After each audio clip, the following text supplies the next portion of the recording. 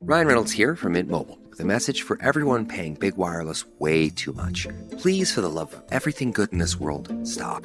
With Mint, you can get premium wireless for just $15 a month. Of course, if you enjoy overpaying, no judgments, but that's weird.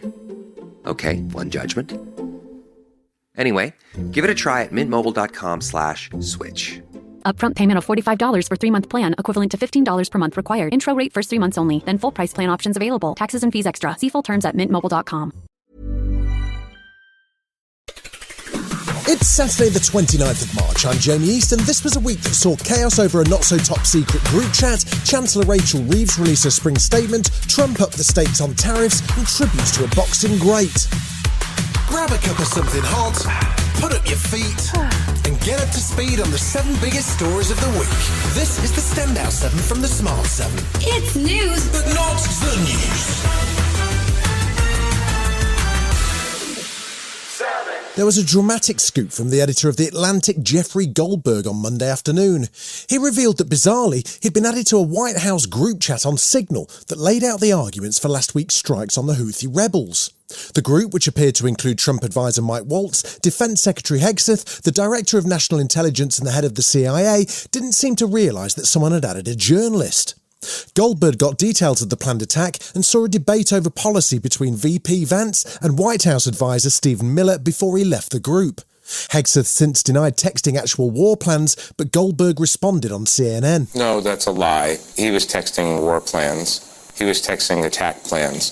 When targets were going to be targeted, when the next sequence of attacks were happening. I didn't publish this, and I continue not to publish it because it felt like it was too confidential. Using Signal for top-secret military discussions appears to be a breach of the Espionage Act, and former Naval Reserve Officer and Secretary of Transport in the Biden administration, Pete Buttigieg, was furious. Because if they're not highly serious consequences for this level of screw-up, then it will make clear that all of the bluster about merit that you hear about from this White House is just bullshit. The Signalgate drama inevitably inspired a million memes about the Trump team's top-secret group chat.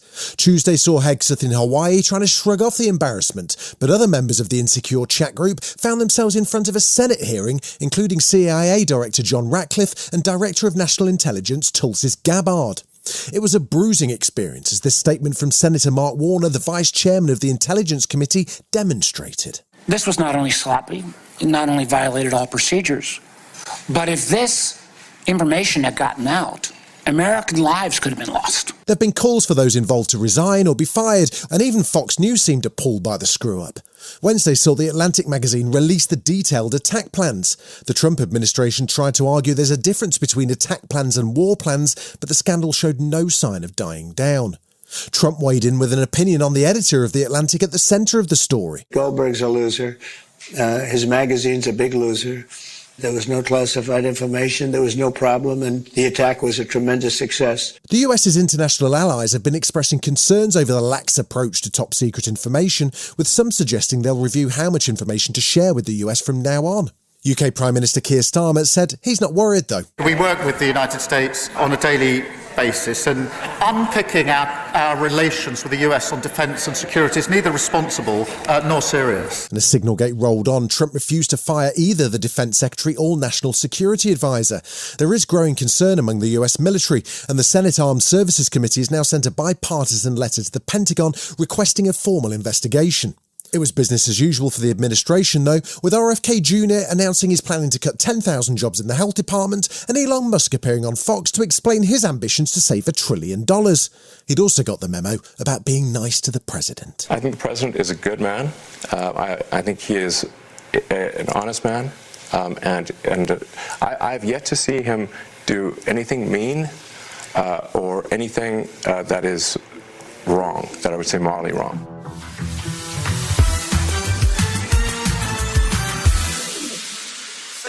This week saw Chancellor Rachel Reeves warming up to deliver her spring statement, and in media appearances, her focus was on avoiding tax cuts, instead planning for job cuts in the civil service, which may impact 10,000 people, and an overall reduction in budget of 15%.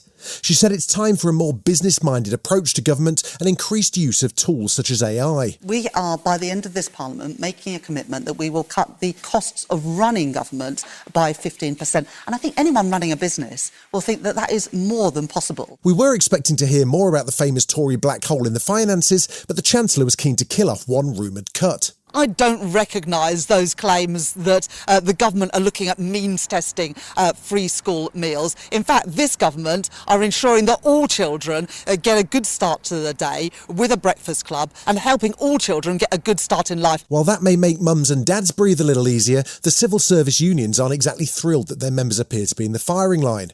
Paul Nowak is the trade union's Congress Secretary General, and he told World at One that while public service reform is important, it's investment that's required, not more cuts. The government set out on the right course at the last budget. They invested heavily in our public services because they've been broken after 14 years of Conservative governments. I want them to stay that course, to think, yes, about public service reform, but how we invest in our public services, how we invest in our infrastructure, both of which are vital to getting our economy growing again. Former Labour leader Jeremy Corbyn wasn't much looking forward to the speech. The Labour Party in government is an enormous disappointment. I never thought I'd hear the day when a Chancellor would get up and say they're taking £5 billion out of the income of the very poorest disabled people in our society. It is a disgrace. And Reeves confirmed these welfare cuts of £4.8 billion in a statement on Wednesday. That's set to affect about 3 million households who could lose almost £2,000 a year in benefit payments.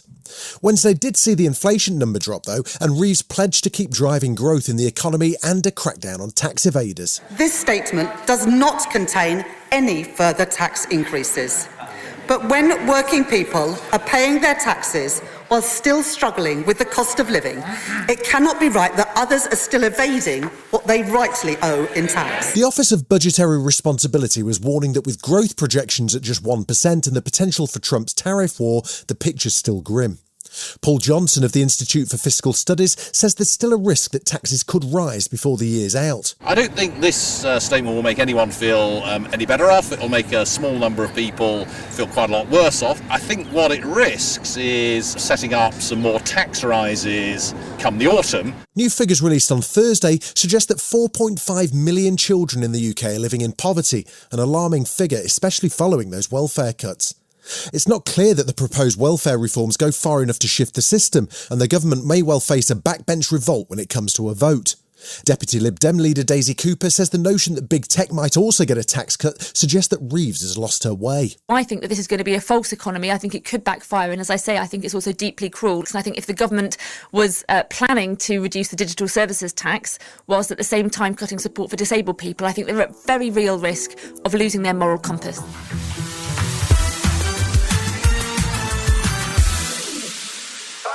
Sunday saw the US and Ukraine hold talks in Riyadh as the work of agreeing a ceasefire between Russia and Ukraine got underway. Donald Trump's envoy Steve Witkoff has had a number of meetings with Putin and is showing concerning signs of falling under the Russian leader's spell. He waxed lyrical over the weekend about a painting that Putin had sent to Trump, and he certainly doesn't seem to be blaming Putin for starting the war in the first place. In my 68 years on this earth, I've never, ever seen a situation where there isn't two sides to a story. So there are grievances on both sides, but our job is to narrow the issues, bring the parties together, and stop the killing. Despite the fact that Russia and the US were actually engaged in discussions around a Ukraine ceasefire, a Russian missile hit the city of Sumy in the northeast of Ukraine on Monday. More than 88 people were injured as talks went on, but there was no sign of an immediate breakthrough. The talks were believed to be focused on halting attacks on energy infrastructure and a possible restart of the Black Sea grain deal. But longtime Putin critic Sir Bill Browder didn't think the Russian president will agree to anything significant. What is Putin going to agree to back in Saudi Arabia? I don't know, but it doesn't seem to be a ceasefire. And so I wouldn't hold my breath that there's going to be any agreement because I don't believe Putin has any intention of doing a ceasefire. Tuesday, though, brought what appeared to be good news as the US announced a deal had been reached for a partial ceasefire. The announcement followed separate talks with the US and Ukraine, followed by talks between the US and Russia, and all sides issued statements which would eliminate the use of force in the Black Sea. The agreement also included the previously discussed 30-day pause on attacks on each other's energy infrastructure, but there were no further steps on the path to a longer-term peace. The Ukrainian side believes the US and Russia discussed claims over Ukrainian territory, and Zelensky says he'll be taking a cautious approach. Our strategy is to unconditionally agree on a ceasefire. Then, the American side monitors it. If the Russians violate it, we show the evidence and ask the US president for pressure, for sanctions, for weapons, and so on. The maritime ceasefire will only come into effect if US sanctions on Russian agriculture and exports are loosened, which raised further concerns about how closely the US side are aligned with Russia. Russian Foreign Secretary Lavrov sounded pleased with the outcome. I think our American partners have heard this signal. They understand that Washington alone can achieve positive results in stopping terrorist attacks, stopping the shelling of civilian infrastructure not connected with the military-industrial complex. The proposed ceasefire didn't seem to be working too well, as by Wednesday Russia launched another wave of drone attacks. Zelensky was on his way to Paris for a meeting with President Macron and said continued strikes are a signal to the whole world that Russia isn't serious about peace. He met with Macron, who pledged a further €2 billion in military aid and rejected any suggestion that the US ceasefire deal with Russia would change Ukraine's European allies' behaviour. Russia shall have no right of say regarding the support we are providing and will provide Ukraine, because it is about Ukraine and it is about the security of all Europeans. As other European leaders and allies joined them, the so-called Coalition of the Willing pushed ahead with plans to secure Ukraine's future. With the US-backed ceasefire stalled, Macron says no sanctions will be lifted on Russia by the European side and that plans are advancing for a joint French-British peacekeeping force. Zelensky upped the stakes, declaring that Putin would die soon, and claimed the Russian leader isn't even interested in peace. What blockage? Just one, Russia, and namely Putin. It's all very simple. He's not ready for direct talks. We're not afraid of anything. I'm not afraid of any format of talks. UK PM Starmer confirmed that army chiefs from the UK, France and Germany will travel to Kyiv next to help plan support for Ukraine's army and ramp up military supplies. What came out most strongly from the meeting was so many countries standing, as they've stood for over 3 years now with Ukraine, standing in this crucial moment for as long as it takes.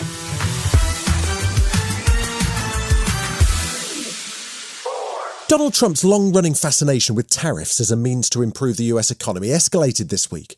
He's been busy teasing new sanctions for various industries, and Canada, along with Mexico, have borne the brunt of his early economic experiments. Last Sunday saw Canada's new Prime Minister Mark Carney call a snap election. He was elected by the Liberal Party to replace Justin Trudeau, but is in a slightly difficult position as he's not currently an elected Member of Parliament. The nation will head to the polls on the 28th of April, and he'll need to win a seat if he's to rule. The Liberal Party have seen a dramatic turnaround in polling numbers since Trump's campaign to take over Canada, with Carney releasing a video with comedy legend Mike Myers, which saw both men wearing hockey jerseys with Never 51 on the back. President Trump claims that Canada isn't a real country. He wants to break us so America can own us. We will not let that happen. Thursday saw Trump confirm that April the 2nd will see a 25% tariff on all cars imported into the United States. The reaction from allies and trading partners was almost universally negative, with Germany saying it won't give in and Canadian PM Mark Carney saying the old relationship with the US is over and that he intends to reply with tariffs of his own.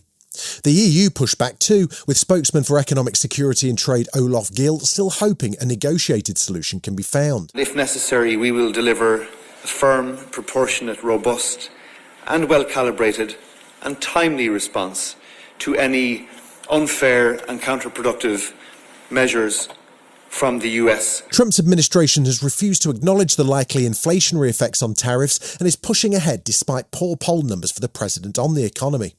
The UK has so far maintained a cautious approach, but Richard Hughes, the chair of the Office of Budgetary Responsibility, says things look worrying. In a worst-case scenario, where the US were to levy 20% tariffs, additional 20% tariffs across the world, and the UK were to retaliate, that would mean that we lose around 1% of GDP at its peak and around 0.75% of GDP over the medium term. Still to come on the Standout 7 in association with Metro, Chapel Roan spills the tea, and we pay tribute to a boxing great.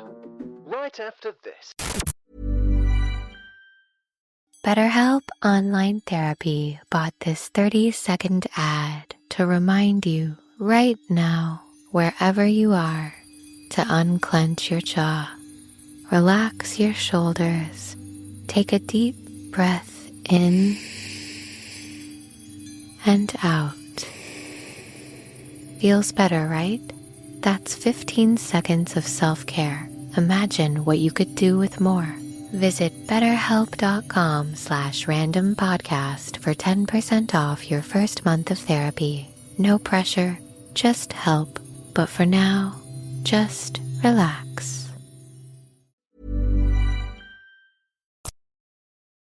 Welcome back.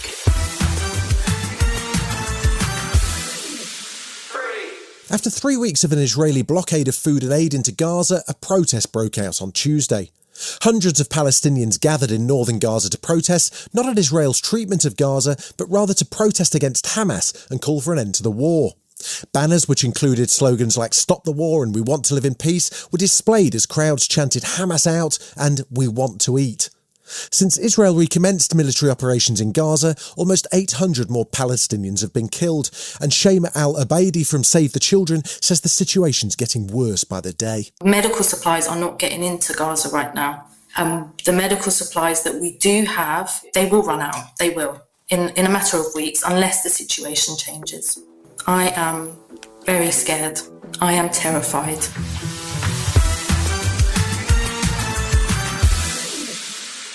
Chapel Roan's been on a hugely successful run this year, picking up a Brit and a Grammy. She's famously not a fan of the media or obsessive fans, so it was a surprise to see her turn up on one of the biggest podcasts on the planet, Call Her Daddy. The episode just dropped, and Chapel spills the tea on her dating life. She is dating, and says it's serious with the girl she's seeing, fact fans. She also chats about her inspiration for hit song Pink Pony Club and reveals that when she was a kid, she hated the Jonas Brothers. I can't believe it. And while she's feeling more friendly towards them now, she's still not a fan of fans approaching her. She did explain, though, how she came up with the key phrase in her huge hit, Hot to Go. And it's not about McDonald's apple pies. I was standing in line. There were two girls in front of me. They were, talking about me. And they were like, "Do you know who's dating Johnny Carolyn?" "Oh, it's Kaylee Amstutz. She's not hot, but she's pretty." And so when I wrote Hot to Go, that's why I'm like, call me hot, not pretty. Because that was so ingrained in my heart of I want to be the hot girl.